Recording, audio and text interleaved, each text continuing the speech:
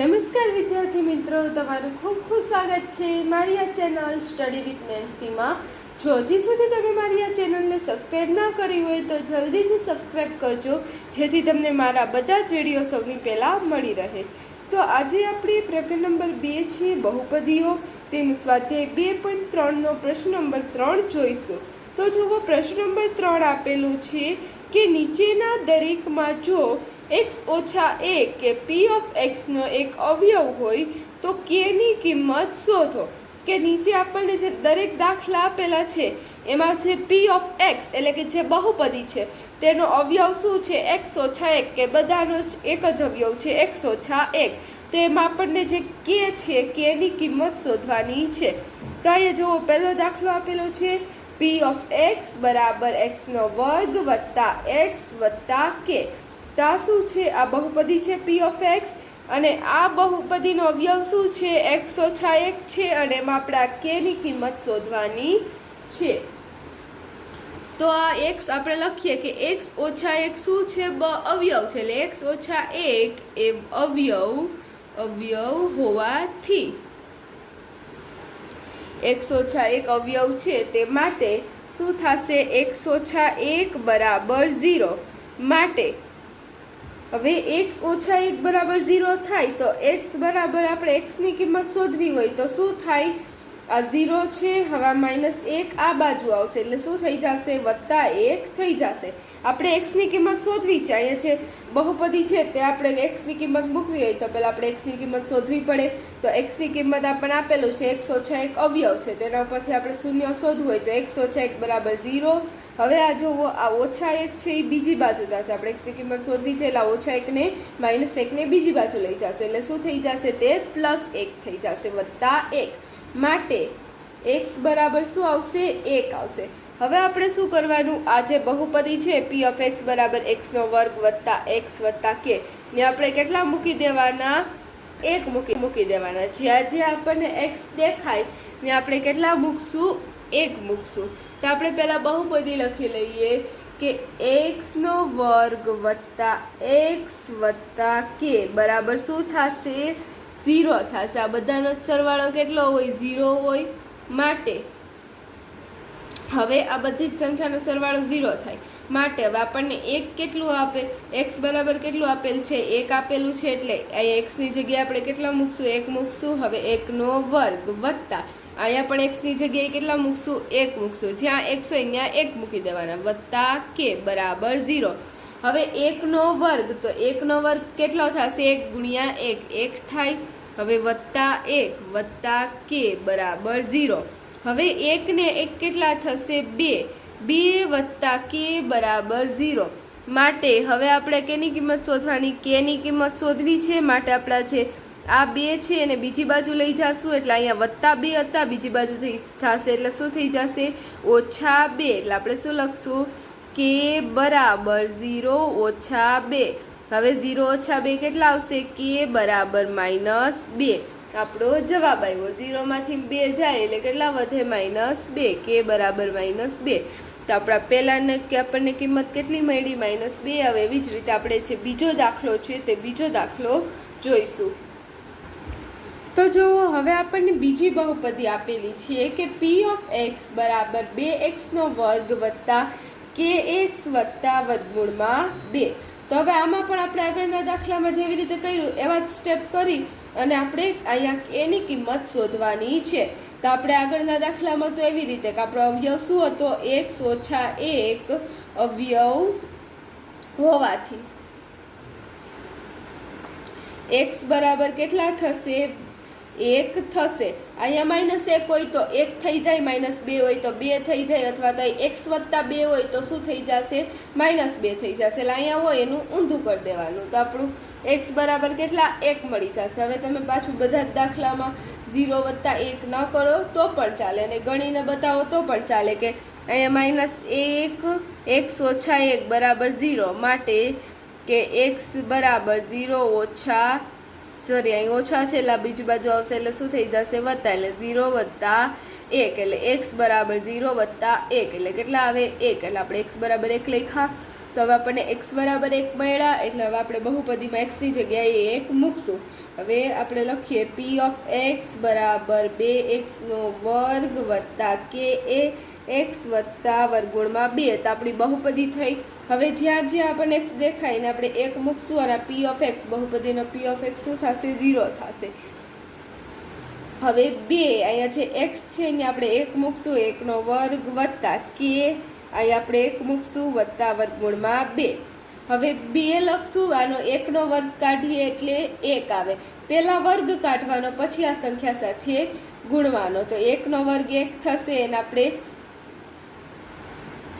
જો આપણે એને પહેલા જ 2 સાથે ગુણી દીધું હોત, 2 એકુ 1, 2 એકુ 2 અને પછી 2નો વર્ગ 4 આવત, તો આપણે જવાબ અલગ આવી જાય. પહેલાં આપણે શું કરવાનું? પહેલાં જે સંખ્યા હોય તેનો વર્ગ કાઢવાનો, પછી આપણે તેને આ 2 સાથે ગુણાકાર કરશું. હવે વત્તા, હવે k ગુણ્યા 1, તો કોઈ પણ સંખ્યાને આપણે 1 સાથે ગુણાકાર કરીએ, જવાબ શું આવે? તેની તે જ સંખ્યા આવે. એટલે આપણે અહીં તમે સીધો k લખી દો. હવે વત્તા વર્ગમૂળમાં 2. હવે તમે જોશો 2 એકુ કેટલા થશે? 2 થશે. અહીંયા 0 0 લખી દેવાના. હવે 2 એકુ 2 થશે વત્તા k વત્તા વર્ગમૂળમાં 2. હવે જોવો અહીંયા આપણે k ની કિંમત શોધવી છે, એટલે 2 ને બીજી બાજુ લઈ જઈએ એટલે શું આવશે? 0 ઓછા 2 બરાબર k વત્તા વર્ગમૂળમાં 2. માટે -2 બરાબર k વત્તા વર્ગમૂળમાં 2. 0 માંથી 2 જાય એટલે કેટલા વધે? -2 વધે. માટે હવે શું થશે કે આ જે વર્ગમૂળમાં 2 છે એ પણ બીજી બાજુ વહી જશે, એટલે અહીંયા તે પ્લસ હતા તો બીજી બાજુ જશે એટલે કેમાં થશે? માઇનસમાં થશે. માટે -2 માઇનસ વર્ગમૂળમાં 2 બરાબર શું આવશે? k આવશે. તો આપણને જો આ કેની કિંમત મળી? k ની કિંમત મળી ગઈ. હવે એવી જ રીતે આપણે ત્રીજો દાખલો જોઈએ. ત્રીજા દાખલામાં પણ આપણે આવી જ રીતે k ની કિંમત ગોતવાની છે. તો જોવું અહીંયા આપણને ત્રીજો દાખલો આપેલો છે કે p ઓફ x બરાબર kx² ઓછા વર્ગમૂળમાં 2x વત્તા 1. તો આપણે x ઓછા 1 અવયવ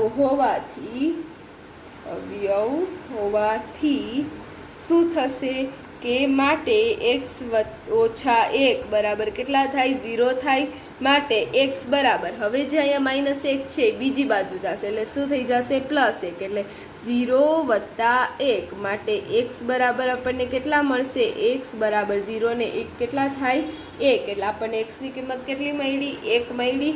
હવે આપણે આ બહુપદી લખીએ અને જ્યાં જ્યાં આપણને x હોય માટે x બરાબર 1 થશે. હવે જ્યાં જ્યાં આપણે x હશે ત્યાં કેટલા મૂકી દઈએ? 1 મૂકી દઈએ અને પછી કિંમત શોધીએ. માટે હવે બહુપદી શું છે? p ઓફ x બરાબર kx² ઓછા વર્ગમૂળમાં 2x વત્તા 1. હવે માટે અહીંયા આપણે p ઓફ x ની જગ્યાએ 0 મૂકશું બરાબર. હવે છે k છે. હવે જ્યાં x નો વર્ગ છે તો અહીંયા આપણે x ને સ્થાને કેટલા મૂકવાના છે? 1 મૂકવાના છે. એટલે અહીંયા 1 હવે તેનો વર્ગ ઓછા વર્ગમૂળમાં 2. હવે અહીંયા આપણે કેટલા? 1 મૂકશું. હવે વત્તા 1. જ્યાં જ્યાં x હોય ત્યાં આપણે કેટલા મૂકી દેવાના? 1 મૂકી દેવાના. હવે તમે જોવો કે અહીંયા k 1નો વર્ગ કેટલો થશે? 1 ગુણ્યા 1 તો કેટલા થાય? 1 થાય. હવે ઓછા માટે 0 બરાબર k 1નો વર્ગ 1 થશે એટલે 1 ઓછા. હવે જોવો વર્ગમૂળમાં 2 ગુણ્યા 1, તો વર્ગમૂળમાં 2 ગુણ્યા 1 તો કોઈ પણ સંખ્યાને 1 સાથે ગુણીએ તેનો તે જ જવાબ, એટલે વર્ગમૂળમાં 2 વત્તા 1. માટે 0 બરાબર હવે k ગુણ્યા 1 કોઈ પણ સંખ્યાને આપણે તેની 1 સાથે ગુણીએ તો શું આવે? તેની તે જ સંખ્યા આવે. એટલે 0 બરાબર k. હવે ઓછા વર્ગમૂળમાં 2 વત્તા 1. માટે 0 બરાબર શું થશે? 0. હવે અહીંયા 0 છે એમાં આપણે શું કરશું કે આ જે -2 છે એને આપણે બીજી બાજુ લઈ જશું એટલે શું થઈ જશે? 0 વત્તા વર્ગમૂળમાં 2. 0 વત્તા વર્ગમૂળમાં 2. આ બાજુ માઇનસ હતા, આપણે k ની કિંમત શોધવાની છે એટલે આ બાજુની સંખ્યાઓને બીજી બાજુ લઈ જાય. તો હવે જુઓ આ -2 છે એના શું થઈ જશે? બીજી બાજુ જાય એટલે +2. માઇનસ હોય તો પ્લસ થાય, પ્લસ હોય તો માઇનસ થાય. હવે બરાબર k વત્તા 1. આ -2 તો વહી ગયા બીજી બાજુ એટલે શું વધ્યું? k વત્તા 1. માટે 0 વત્તા વર્ગમૂળમાં 2 તો આપણે કોઈ પણ સંખ્યામાં 0 નાખીએ શું આવે તેની તે જ સંખ્યા એટલે વર્ગમૂળમાં 2 બરાબર k વત્તા 1. હવે આપણે 1 છે અને પણ બીજી બાજુ લઈ જશું એટલે શું થશે આ બીજી અહીંયા વત્તા છે બીજી બાજુ જશે એટલે માઇનસ થશે એટલે વર્ગમૂળમાં 2 ઓછા 1 બરાબર શું આવશે k. તો આ જોવો આપણને આ દાખલામાં પણ કિંમત મળી ગઈ. હવે અહીંયા વર્ગમૂળમાં જવાબ આવે એનો આપણે આગળ સાદું રૂપ ના આપી શકીએ એટલે આ જ આપણો છેલ્લો જવાબ થયો. તો આપણે ત્રીજા દાખલાનો જવાબ શું આવશે કે વર્ગમૂળમાં 2 ઓછા 1 બરાબર k અથવા તો તમે આમ પણ લખી શકો કે માટે k બરાબર વર્ગમૂળમાં 2 ઓછા 1 તમે ગમે તે રીતે લખી શકો. તો આપણા ત્રીજા દાખલાની કિંમત મળી. હવે એવી જ રીતે આપણે જે ચોથો દાખલો છે તે પણ કરશું. તો જુઓ ચોથો દાખલો શું આપેલો છે કે p ઓફ x બરાબર kx નો વર્ગ ઓછા 3x વત્તા k. તો હવે આમાં પણ આપણે પહેલા શું કરશું આપણે અવયવ કયો છે બધામાં જ આ વખતે સરખો અવયવ છે x ઓછા 1 બધામાં જ કેવો છે સરખો અવયવ છે.